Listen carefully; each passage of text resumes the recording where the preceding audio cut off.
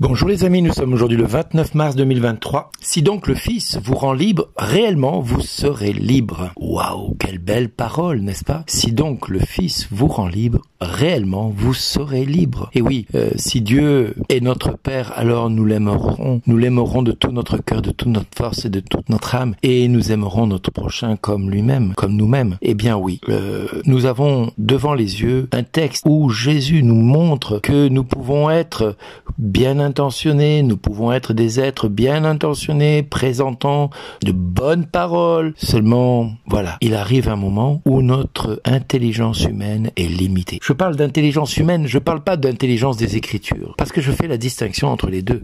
L'intelligence des Écritures est une chose, l'intelligence humaine en est une autre. On peut comprendre les événements de la parole de Dieu avec notre intelligence humaine.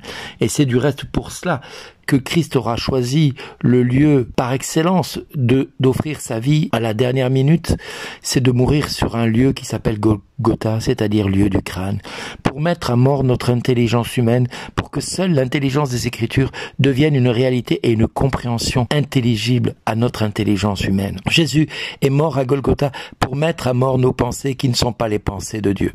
Et c'est pour ça que il nous dit, vous deviendrez libres.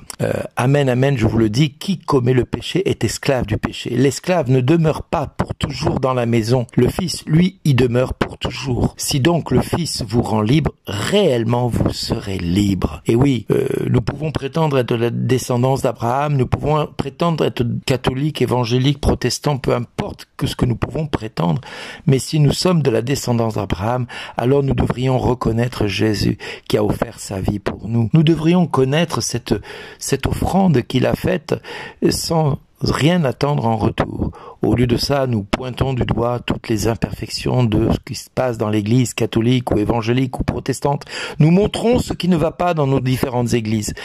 Et on a beau essayer de dire à certains, vous devez faire ceci, vous devez faire cela. C'est un peu ce que Nabuchodonosor a demandé à ces trois hommes, Sidrach, Misach et Abednego, de se prosterner devant une statue d'or, de se prosterner devant une statue qu'il avait faite, devant les dieux qui étaient dans son royaume.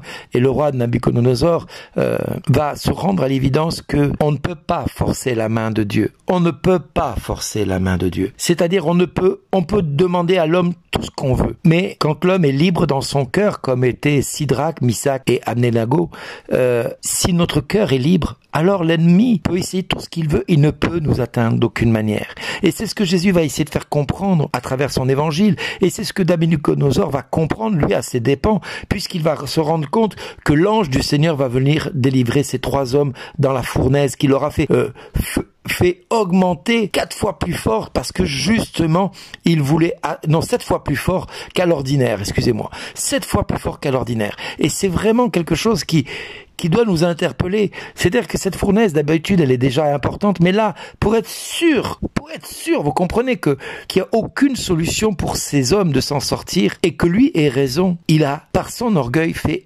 augmenter la fournaise de 7 fois plus fort. Et en l'augmentant 7 fois plus fort, il a été confronté à la toute-puissance de Dieu qui dépasse notre entendement et qui fait que le cantique de Daniel dans lequel nous entendons ces phrases « À toi louange et gloire éternellement, béni sois-tu Seigneur Dieu de nos pères, béni soit le très saint nom de ta gloire, béni sois-tu dans ton temple saint de gloire, béni sois-tu sur le trône de ton règne, béni sois-tu toi qui règnes, qui sondes les abîmes, toi qui sièges au-dessus des chérubins, béni sois-tu au firmament, dans le ciel, etc., etc., etc. » Nous avons la possibilité de regarder le royaume de Dieu avec les yeux de Dieu et pas avec les yeux de notre intelligence humaine. Parce que ce que l'homme ne peut comprendre, ce que l'homme ne peut discerner avec son intelligence, Dieu nous donne avec l'intelligence des Écritures de comprendre que si nous demeurons fidèles à sa parole, alors nous sommes vraiment des disciples et nous connaîtrons la vérité, cette vérité qui va nous rendre libres de toute chaîne.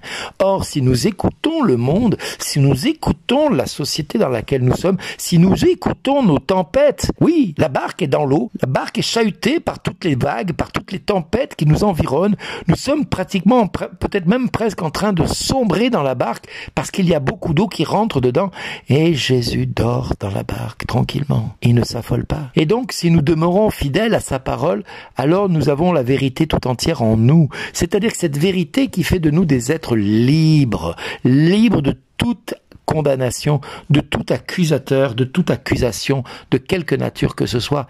Et oui, nous pouvons prétendre être catholiques et être saints, mais nous pouvons prétendre simplement être enfants de Dieu et se reconnaître pécheurs pour accéder à la vie éternelle. Et c'est en faisant la vérité sur notre vie, dans notre quotidien, que nous allons pouvoir contempler la vérité s'établir en nous.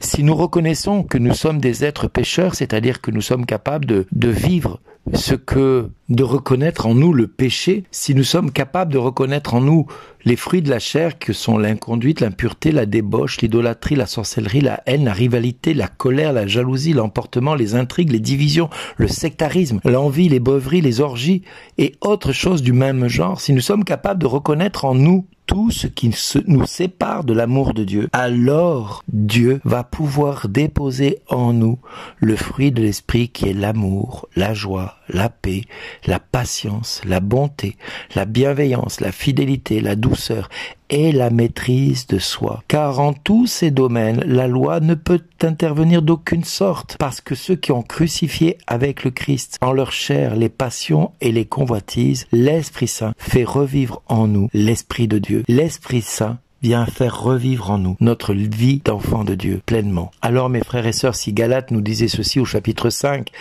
versets 17 à 25, que j'ai repris volontairement, eh bien oui, puisque nous sommes conduits par l'Esprit, laissons l'Esprit nous montrer notre péché afin de rentrer dans la gloire à laquelle nous sommes tous appelés. Merci d'exister.